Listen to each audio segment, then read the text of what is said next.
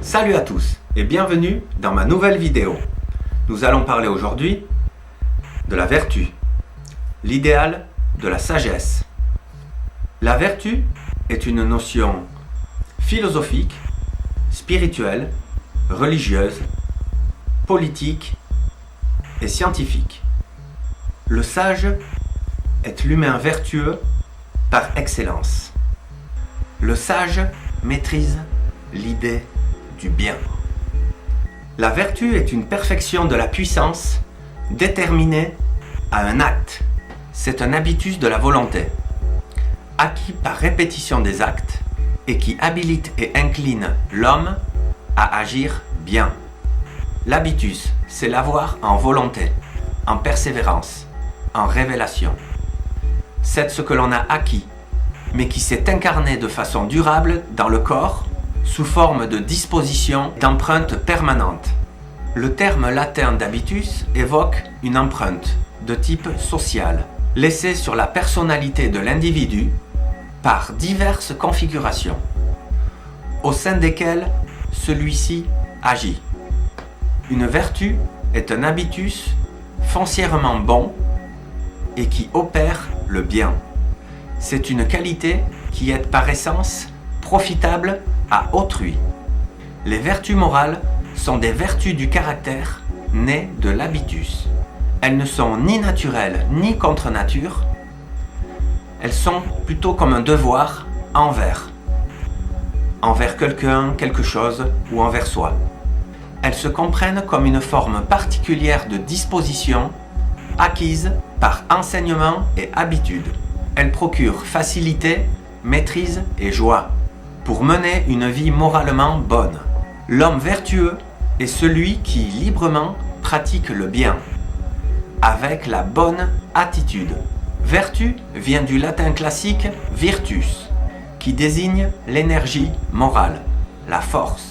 Venant du nom latin vir, il était possible qu'elle désignât la qualité virile par excellence. Partageant son étymologie avec la virilité, vertu et virilité sont des dérivés du latin vir, qui veut dire homme. La virilité fait culturellement la valeur d'un homme, et des femmes aussi. Pour Platon, la vertu est essentiellement ce dont et par quoi l'homme se rend supérieur au destin, grâce à la maîtrise de ses passions et à l'exploitation de ses possibilités d'action. Dans la structuration de l'habitus, le rôle des socialisations primaires, l'enfance, secondaire, l'adolescence et ternaire, l'âge adulte, est très important. Certains humains seront vertueux et d'autres pas. Ce sont les gens gentils et les gens méchants. Est-ce le destin ? Je ne sais pas. Il y a antinomie entre la grâce et la vertu. Car la vertu nie la grâce divine.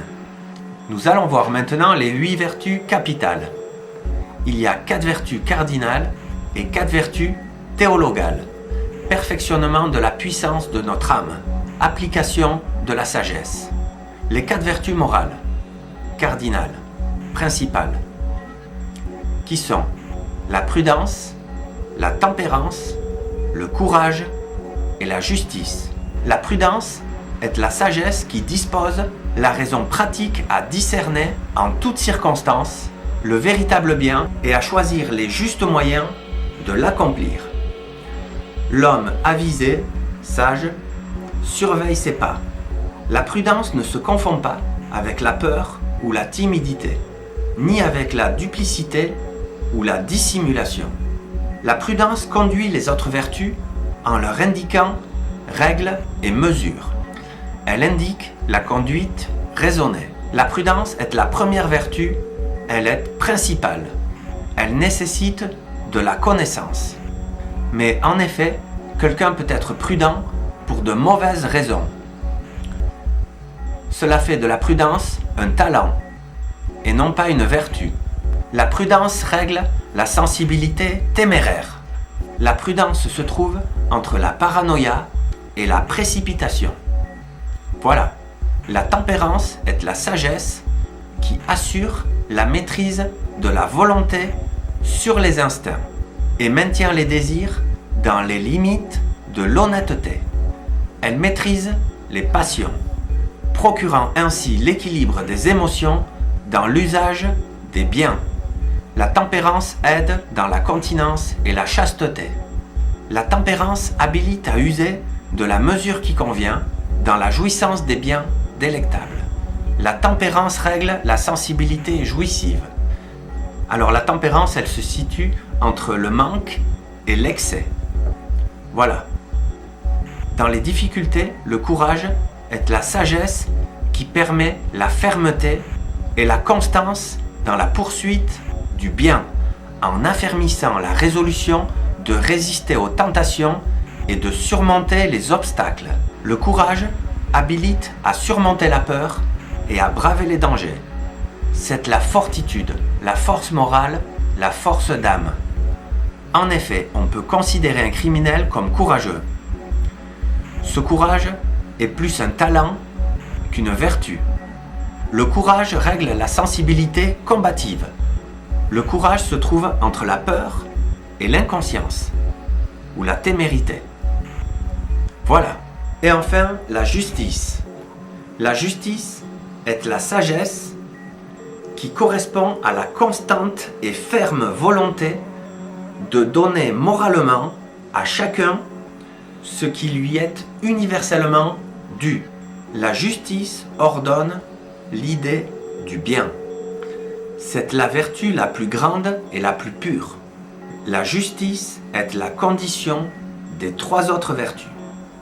La justice règle la sensibilité rationnelle. La justice se situe entre la guerre et la paix. Alors maintenant, nous allons voir les 4 vertus théologales, qui sont des vertus surnaturelles. Dans l'ordre, elles correspondent à la foi, l'espérance, le pardon et la charité.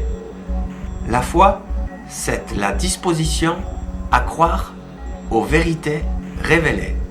Elle désigne étymologiquement le fait d'avoir confiance en quelqu'un ou en quelque chose. Voilà. Cela revient à juger authentiques certains faits et certains événements en vue de trouver des solutions à des problèmes. La foi nécessite de l'humilité. La foi est la condition de toute action et la motivation de sa pratique. La foi a pour objet ce que l'on ne voit pas. Alors la foi se situe entre le peut-être et le faux. Voilà. L'espérance, c'est la disposition à espérer la béatitude. Ce n'est pas l'espoir. Cette belle espérance qui consiste à croire sans preuve, à adorer ce qu'on ignore et à attendre avec ferveur ce qu'on ne sait pas du tout. L'espérance est la disposition de l'âme qui porte l'homme à considérer dans l'avenir un bien important, qu'il désire et qu'il croit pouvoir se réaliser. L'espérance est une prière. Elle s'épanouit en confiance. L'espérance est un moteur qui permet de jeter sur chaque événement, chaque être, un regard renouvelé. L'espérance protège du découragement. L'espérance ne déçoit pas, mais elle tolère l'inquiétude. L'espérance a pour objet ce qu'on ne possède pas. Le moindre doute la rabaisse au rang du simple espoir. Alors l'espérance se situe entre le découragement et le fantasme. Voilà. La 3e vertu théologale, c'est le pardon. Le pardon, c'est comprendre et accepter que personne ne soit parfait et ne le sera jamais. Il n'y a que du bien et du bon qui puisse émaner du pardon. Il ne faut pas confondre le pardon avec la miséricorde, car la miséricorde est plus de l'ordre du divin. Le plus important quand on pardonne, c'est qu'avant tout, on se pardonne soi-même. Débarrassé de toute animosité, il y a alors de la place pour vivre de nouvelles expériences positives. Le pardon vaut mieux que la vengeance. C'est la résolution de ne plus en témoigner de ressentiment. Le pardon se situe entre la vengeance et l'indifférence. La dernière vertu théologale, c'est la charité. La charité est la sagesse qui porte à désirer et à faire le bien d'autrui. La charité est la forme des vertus. Elle les articule et les ordonne entre elles. Elle est la source et le terme de leur pratique. La charité, c'est l'amour de soi et de son prochain pour l'amour de la vie. La charité est supérieure à toutes les autres vertus. La charité n'est réalisée parfaitement que si elle contient en elle de la générosité. Car il est dit, semer selon la charité, récolter selon la générosité. Charité bien ordonnée commence par soi-même. La générosité se trouve entre les riches et les pauvres. Voilà. Alors l'homme vertueux, c'est l'homme viril par excellence. Est-ce que la virilité n'est que pour les hommes ou les femmes peuvent être viriles aussi? Certainement. Les femmes peuvent maîtriser les vertus, les maîtrisent certainement mieux que les hommes. Alors les femmes sont viriles quand elles maîtrisent les vertus. L'homme sculpte peu à peu dans son âme la divine statue de la perfection morale. C'est en accomplissant des actes de vertu qu'on devient vertueux. Alors les vertus nous aident à concevoir l'idée du bien. La vertu consiste à tenir le milieu entre deux extrêmes. La parfaite raison fuit toute extrémité.